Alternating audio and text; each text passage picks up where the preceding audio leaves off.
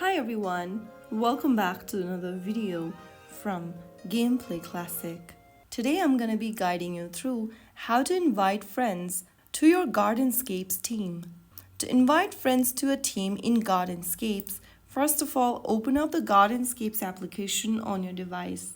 Once you end up in the home page, tap on the team icon located at the bottom left. Once you open it up, go ahead and tap on the Friends button at the bottom left and then click on the Invite button in green.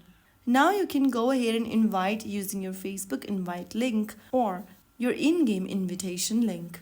Choose either of the invitation links. If you tap on the Facebook invite button, you will be able to invite your Facebook friends to join into the team. Similarly, if you want to invite your friends via any other social messaging apps or directly through SMS, tap the invite button and then click on messages, or you may also go ahead and select any other social messaging applications.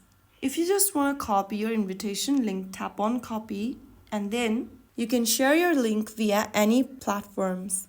I'm just going to open up my SMS app over here, select a contact, and then in the text box, paste in the invitation link. Share the invitation link to the contact by tapping the send button, and you will be able to invite friends to a team in Gardenscapes.